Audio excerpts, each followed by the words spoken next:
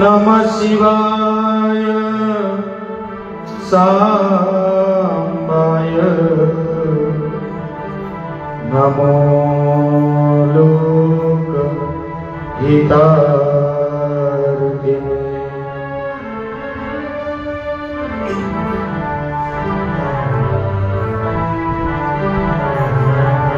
नमस्ते शारदे देवी सरस्वती मती प्रदे वसत्वं मम जीवाग्री सर्वविद्या प्रदा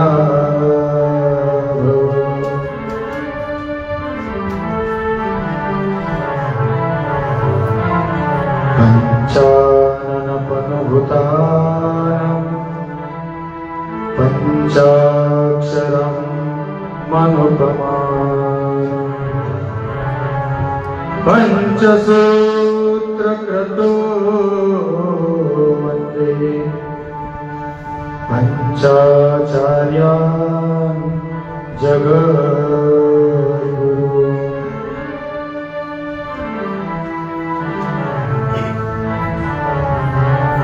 अन्नपूर्णे सदा पूर्णे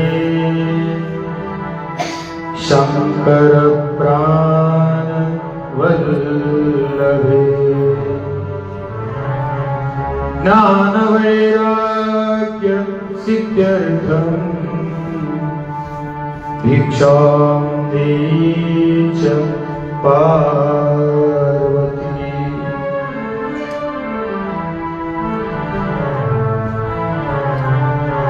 माता च पार्वती देवी पिता देव महेश्वरः बांधवा शिव भक्ता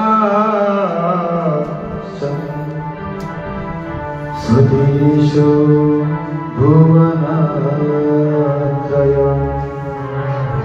स्वदेशो भुवनात्रयम्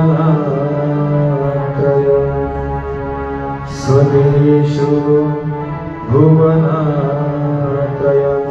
नमः पार्वतीपते शिवाय श्रीमज्जगत्प्रपञ्चाचार्य महाराज संत शिरोमणि मन्मथ स्वामी महाराज शिवसंत लक्ष्मण महाराज सद्गुरु सिद्धलिंग शिवाचार्य महाराज हर हर हर हर हर महादेव।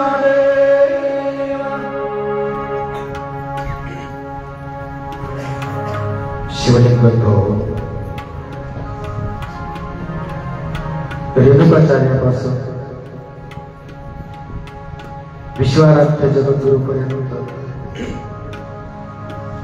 चालत आलेल्या अनादि परंपरेला अनंत वंदन करून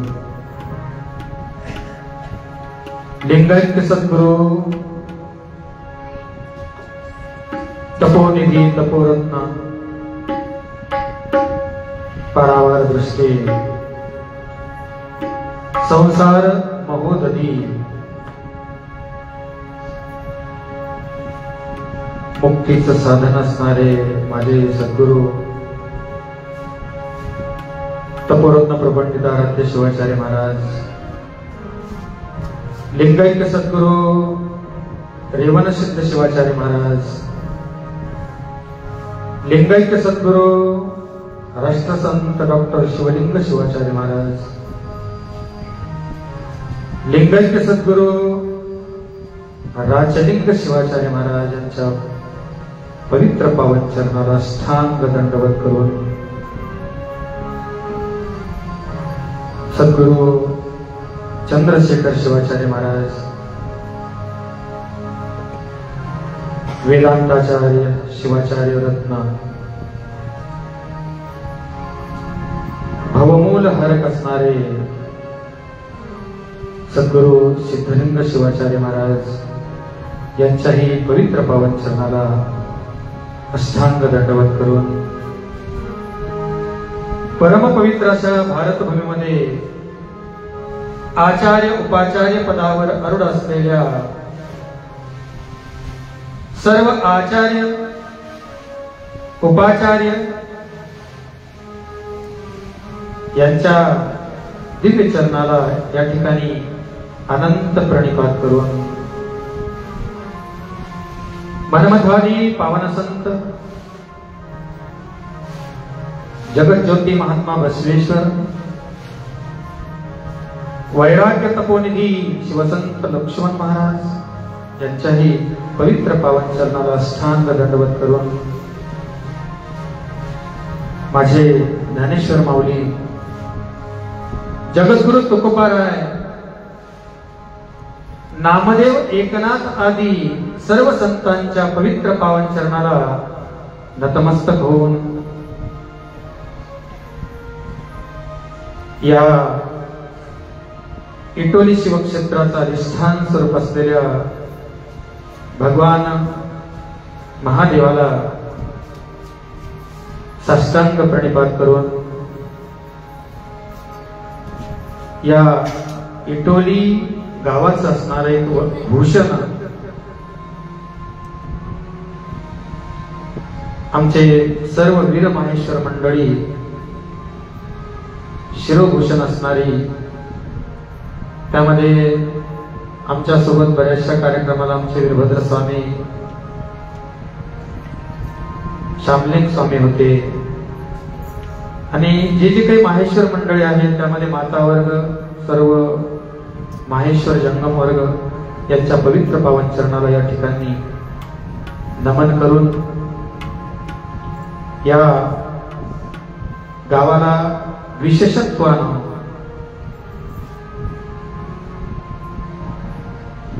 शिवाचं ज्ञान देणारे, निस्पृह असणारे, दिगंबर अवस्था प्राप्त करणारे, ज्या ठिकाणी नैराश्य आहे आणि ज्यांनी या ठिकाणी आश्रम स्थापन केला असे परमपूजनीय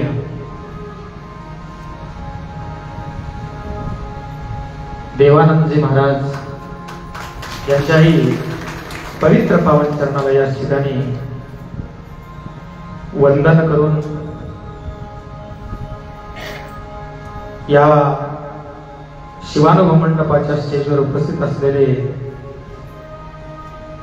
ज्यांनी तबल्याची PhD केलेली आहे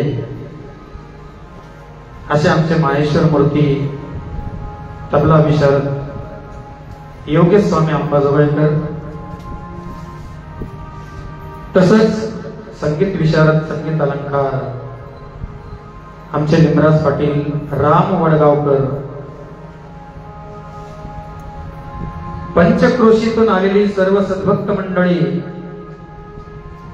त्यामध्ये सर्व मातृवर्ग, बांधववर्ग आणि या ठिकाणी इटोली शिवक्षेत्रामध्ये या ग्रामामधून उपस्थित असणारी सर्व माझी शैव भक्त मंडळी, त्यामध्ये मातृवर्ग आणि बांधववर्ग, या सर्वांच्या हृदयामधील शक्तींना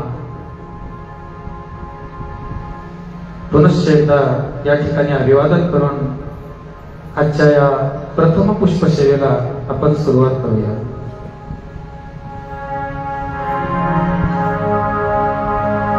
जय जय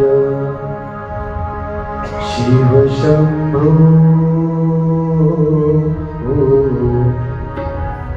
जय जय शिव शंभो, जय जय शिव शंभो, जय जय शिव शंभो,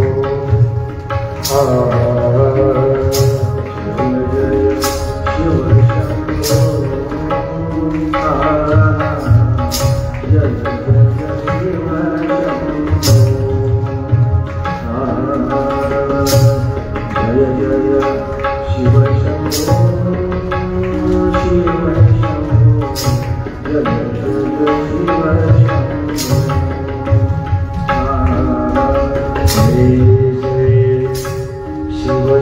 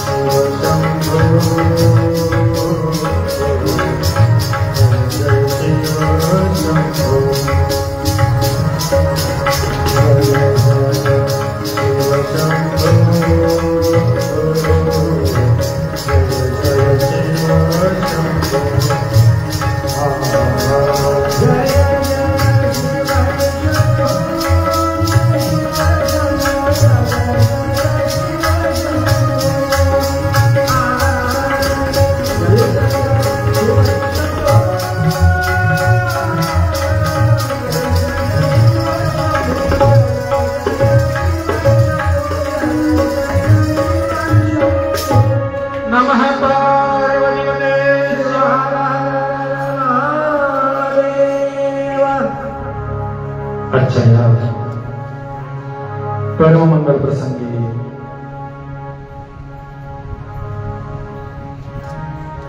इटोली शिवक्षेत्रामध्ये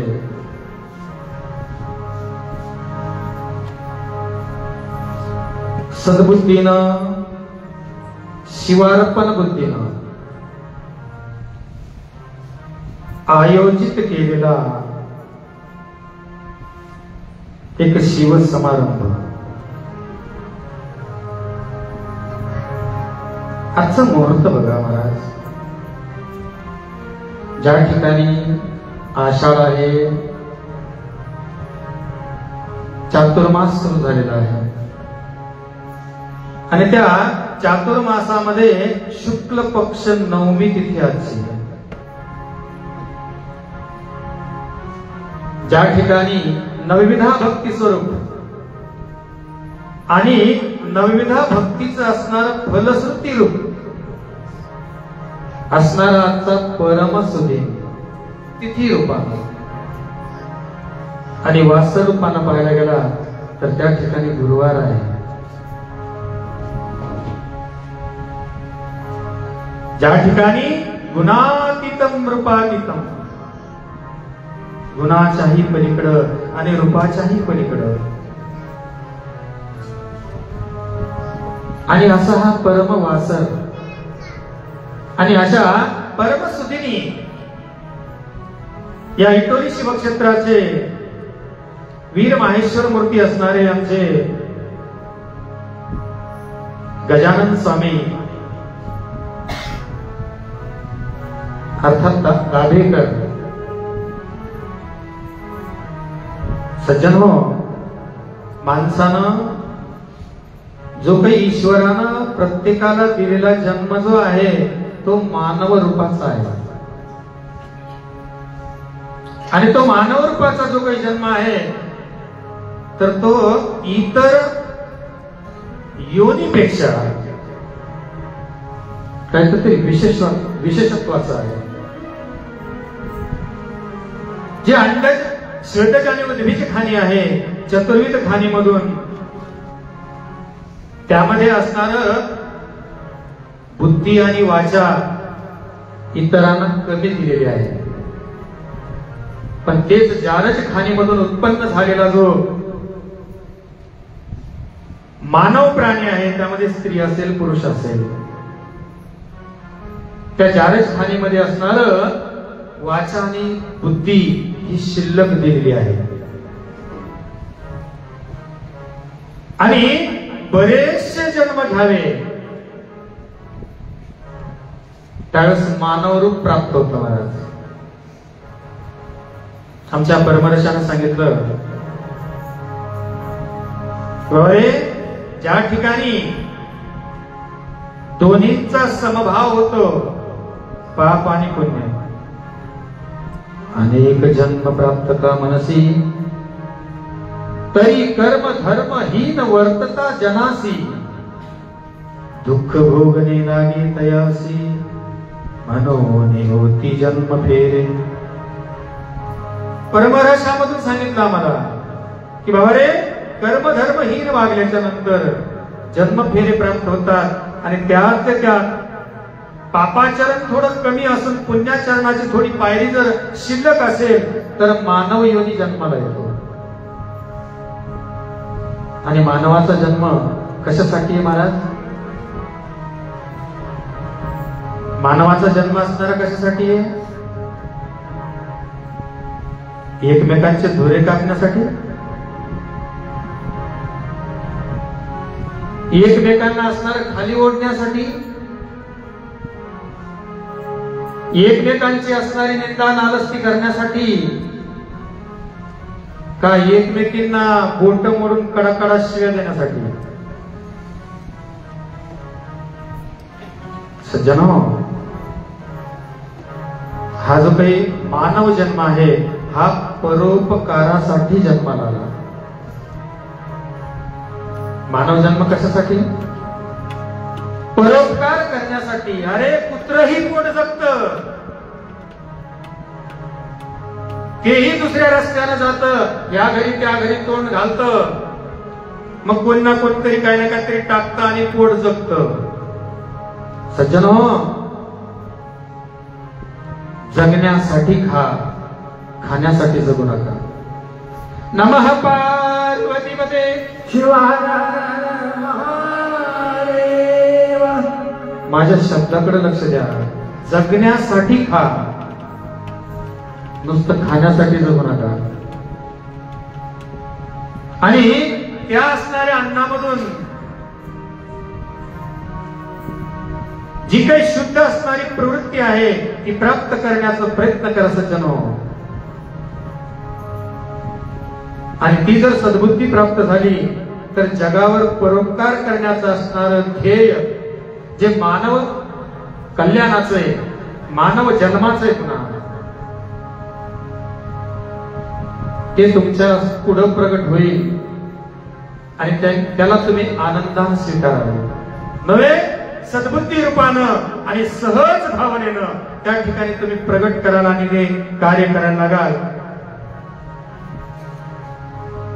जसं आमच्या आज गजानन स्वामींनी चालू केलं. गावामध्ये असणारा पहिलीच असणारी शिवकथा. सज्जन हो, जे काही परोपकार आहे या परोपकाराला सुद्धा काही ना काहीतरी पुरुषाची असणारी पुण्याई लागते महाराज. आणि त्या पुण्याईच्या योगानं त्या असणाऱ्या कार्याचा भाग्योदय होतो. तसंच या ठिकाणी आमचे आदरणीय परमपूज्य माहेश्वर मूर्ती वेदांताचार्य, वेदशास्त्र संपन्न असणारे शिवशंकर स्वामी इटोलीकर यांच्या असणाऱ्या पुण्याईनं ज्या प्रथम वर्ष स्मृती दिनानिमित्त आणि परोपकार करण्याची असणारी इच्छा, जिज्ञासा, वांछना, कल्पना, मानस आमचे बंधू असणारे या ठिकाणी गजानन स्वामींना माझ्या भगवान शिवानं सद्बुद्धी देऊन जगावर उपकार करण्यासाठी, उपकृत करण्यासाठी आणि प्रेरणा दिली. आणि त्या प्रेरणेच्या अनुषंगानं या ठिकाणी आमचंही दोन माहेश्वर मूर्ती, एक परमशिवभक्त असणारे आणि तुम्हाला जे शिवाचं चारित्र्य आहे ते वदवण्यासाठी आम्ही इथं हजर झालो. ती आमच्या शिवशंकर महास्वामीजीची पुण्याई महाराज. आणि त्यात असणारी जिज्ञासा आणि सद्भाव जो आहे आमच्या गजानन स्वामीचा, अशा या असणाऱ्या गजानन स्वामीच्या कुटुंब सुखाचे आहे माहेश्वर मूर्ती महाराज. आणि जी काही शिवभक्ती आहे ती अनेक जन्म प्राप्त करावी त्यावेळेस निष्ठा प्राप्त होते. उगाच होत नाही. शिवभक्ती करण्यासाठी अनेक जन्माचं गमन करावं लागतं आणि पुण्याई साठवून इथपर्यंत यावं लागतं. कोटी पुण्याचे पर्वत म्हणून झालो शिवभक्त. कोट्यावधी जन्माची पुण्याई आम्हाला सोबत आणावी लागते तर शिवभक्त बनता येतं महाराज. आणि मग त्या असणाऱ्या शिवभक्ताच्या मनामध्ये असणारी जिज्ञासा उत्पन्न होते की बाबा रे, जगावर उपकारही करावं आणि आपणही असणार त्यामधून तरुण जावं. अशा प्रकारची असणारी सद्बुद्धी आमच्या माहेश्वर मूर्ती, शिवशंकर स्वामीचं कुटुंब असणार, गजानन स्वामी असणारे आणि त्यांचं सर्व मंडळ, तसंच या ठिकाणी असणारे सर्व माहेश्वर मूर्ती इटोलीकर आणि सर्व शिवभक्त मंडळी, तसंच माझे वैष्णव संप्रदायाचे बांधव जे काही उपस्थित असतील या ठिकाणी, त्यांनाही या ठिकाणी वाटली असणारी ही कथा. आणि ही कथा सांगण्या अगोदर सज्जनो, प्रथमतः सर्व गावकरी मंडळाची तसंच आमच्या गजानन स्वामीच्या ठिकाणी मी क्षमा मागतो. कारण का जे काही पॉम्पलेटला असणार टाइम आहे तो 12 ते 4चा आहे. कथा 3 तासाची असते, 12 ते 3 किंवा 1 ते 4 किंवा 2 ते 5 असावी. पण या ठिकाणी आपल्या स्वामी महाराजांनी 12 ते 4 केल्याने नंतर मी सांगितलं तर ते म्हणले की ठीक आहे तुम्ही 1 ते 4 करा, चालेल. मला येण्यासाठी आज बराचसा उशीर झाला आणि उशीर होऊ नये आपल्या सर्व सद्भक्तांनी असणारी या ठिकाणी भक्तीचं असणारी फलश्रुती या इटोली शिवक्षेत्रामध्ये किती सखोलता आहे. चौकडून डोंगर आणि आतमध्ये असणारं वसणारं गाव, ज्याची शिवभक्ती रूपाची खोली कितपत आहे या पहिल्याच दिवशी मला जाणवले महाराज. नमः पार्वतीपते शिव हर महादेव. आणि अशा पद्धतीनं या खोलीमधून आम्ही भक्ती करत असताना, भक्तीच्या सफलतेमधून भक्ती करत असताना, त्या भक्तीमध्ये सज्जनांनो सांगायचं मला तात्पर्य एकच आहे तुम्हाला की सत्कर्म करत असताना त्यामध्ये काही ना काहीतरी अंश दुष्कर्माचा प्राप्त होतो आणि दुष्कर्म करत असताना काही काही अंश सत्कर्माचा प्राप्त होतो. आणि तोच समजून सांगण्यासाठी शिवकथा रूपाने मी 7 दिवस उपस्थित राहणार आहे. बघा सज्जनो, प्रत्येक जीवात्मा ज्यावेळेस जन्माला आला, तो जन्माला आला तर येताना असणारा फक्त श्वास घेऊन आला. पंचभूतात्मक असणारा देह, आणि जसा मी आईच्या शरीराच्या बाहेर आलो तसं श्वास आम्ही घेतला. शिल्लक काय आणला आम्ही? आमचा देह. आणि काय आणला सोबत? जन्माल्याबरोबर श्वास. श्वास या शब्दामध्ये आस आहे. श्वास या शब्दामध्ये आस आहे आणि ही आस असणारी श्वासाच्या अंतापर्यंत चालणार आहे. जोपर्यंत आमचा श्वास संपत नाही तोपर्यंत असणारी आस राहणार आहे प्रत्येक जीवाला. जसं की एखादा मनुष्य असणारा मरणाच्या उंबरठ्यावर असावा आणि उंबरठ्यावर असताना त्याने असणारे शेवटचे हुंदके द्यावे आणि हुंदके देत असताना दरवाजाकडे पाहावं, माझी मुलगी मला कधी येऊन भेटते. मरण जवळ आलंय पण काही ना काहीतरी इच्छा राहिलेलीच आहे.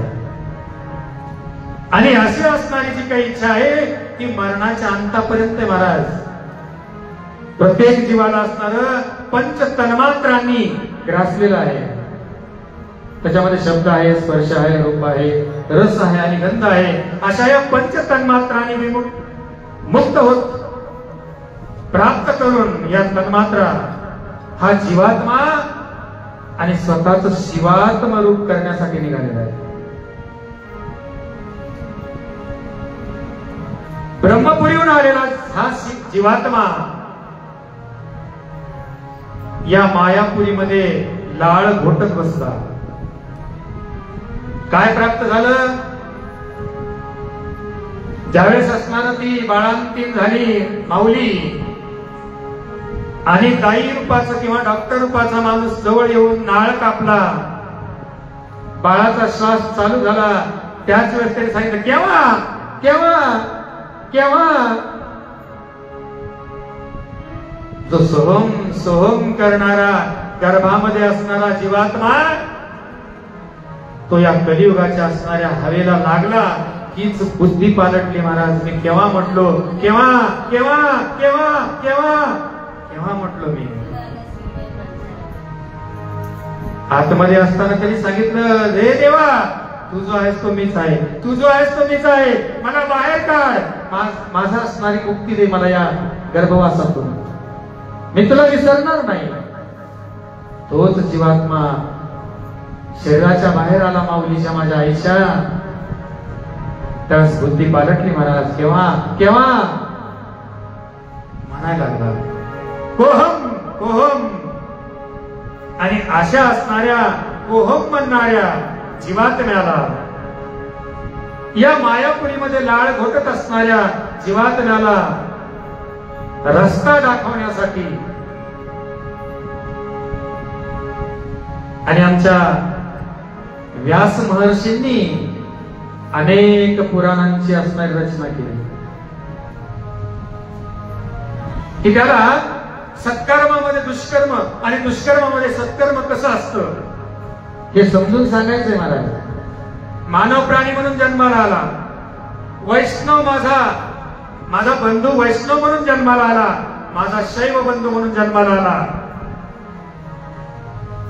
पण भक्ती करत असताना सत्कर्मामध्ये दुष्कर्म कसा करायला आणि दुष्कर्मामध्ये सत्कर्म कसं होत असतं हे समजून सांगण्यासाठी आमच्या व्यास महर्षींनी 18 पुराणाची रचना केली. आणि 18 पुराणामधून का केली बरं?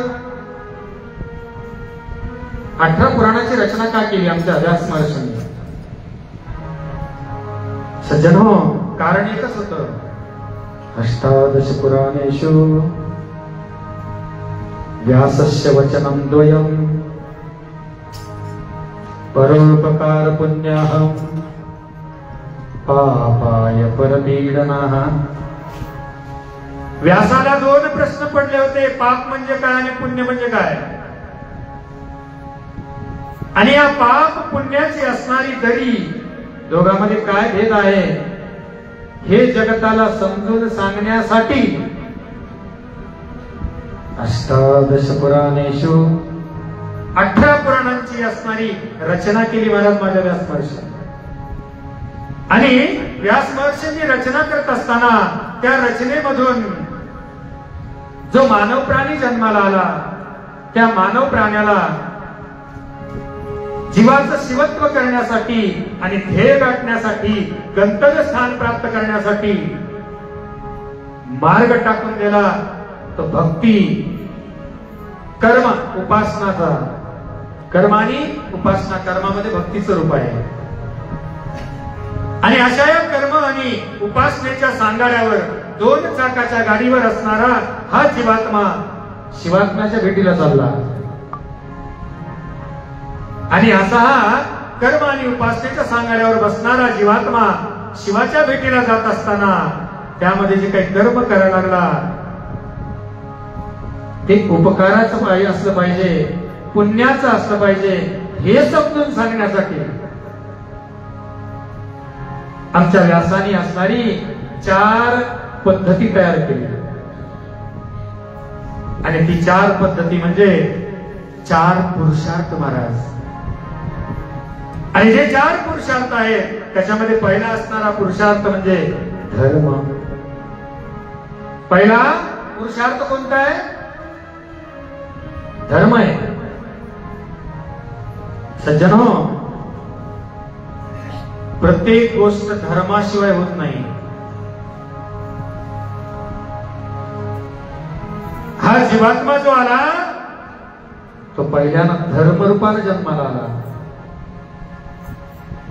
कोणत्याही धर्मपंथाचा असू द्या, शाक्त असो, वैष्णव असो, शैव असो, इतर 18 पगड जाती असो, शीख असो, जैन असो, बौद्ध असो,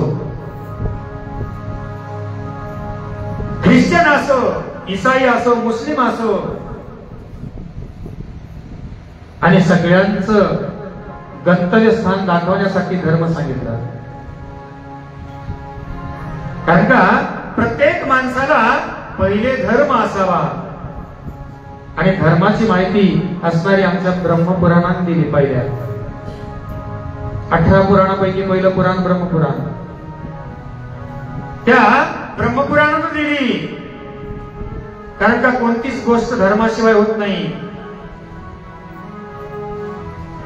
आणि धर्मानंच कमवावं लागतं. आणि धर्मानं कमवलं तरच त्याचा अर्थ असतो. अर्थही असतो आणि अर्थ म्हणजे पैसाही असतो. धर्मबुद्धीने जर कमाई केली कोणत्याही व्यापारामध्ये, कृषीमध्ये, जे जे काही तुमचे व्यापार आहेत, व्यवसाय आहेत, त्याच्यामध्ये धर्मबुद्धीनं जर कर्म केलं तरच त्याचा अर्थ आहे महाराज. आणि जर अधर्मानं जर तुम्ही कमाई करायला लागले तर 9 दिवसांची नवरी म्हणल्यासारखं ती संपत्ती असणारी क्षणभर सुद्धा टिकत नाही. हौस मौज मजा आणि दुर्व्यसनामध्ये दुराचारामध्ये संपून जाते. जी अनाचारानं कमवलेली संपत्ती आहे. एखादी वस्तू जर 2 रुपयाला असेल तर बोलून चालून 2 रुपये 25 पैसे 2 रुपये 50 पैसे घ्या, बोलून चालून घ्या. पण तीच जर 2 रुपयाची वस्तू जर तुम्ही 10 रुपयाला विकत असाल तर तो अधर्म आहे. आणि अधर्म आहे तर तो अर्थ नाही महाराज. आणि अर्थ काय आहे हे समजून सांगणार दुसरं आमचं विष्णू पुराण आहे महाराज. धर्मानं कृषी करावी, धर्मानं व्यापार करावा. पहिले धर्मानं कृषी करत होते म्हणून सगळं काही मायंदळ होतं. खंड्याच्या खंड्या प्राप्ती होत होती आम्हाला शेतामध्ये महाराज. खरं सांगा इंडियामध्ये केवढे जण आहेत बसलेले? सर्व शेतकरी आहेत तुम्ही. जे काही शेतकरी मंडळी आहेत त्यांनी सांगा तुम्ही वर्षातून किती दान करत होता? किती दान करत होता शेतकरी मंडळी सगळी? किती वेळा? कमीत कमी 6 ते 7 वेळा अन्नदान करत होता तुम्ही. सांगतो मी तुम्हाला. एक वाप धावणी म्हणून होत होती. शेतामध्ये नवीन पीक पेरलं, एवढालं पीक आलं की ते वाप धावणी म्हणून व्हायची. करड भात, वरण आणि रोटी, ज्वारीची भाकरी जेवायला तेच राहायचं. शेतामध्ये असणार मग ते गार थंड हवा मंजूळ वाहत असलेली एवढाले पिकं डोलायलेले आणि त्याच्यामध्ये ते अन्नदान व्हायचं. ते 10 लोक असो, 5 असो, 100 असो, अन्नदान करायचे. दुसरी गोष्ट दिवाळीचा निवद व्हायचा. 2. तिसरी गोष्ट वेळा अमावस्या व्हायची. शेतामध्ये असणार कोपी आणि 5 पांडव मांडून त्याची पूजा करून 5-10 मंडळी जेव घालायचे लोक. 3. 4 वावडीवरून असणार उधळत असताना दुपार टाळायची आणि संध्याकाळ टाळायची. तो धर्म होता महाराज कृषी करणाऱ्या लोकांचा. दुपार टाळत होते आणि संध्याकाळ टाळत होते. वावडीवरून उधळायचं. माझ्या वडिलांनी आणि मी सुद्धा स्वतः मटणाचं खळ वेगळं, धारीचं खळ वेगळं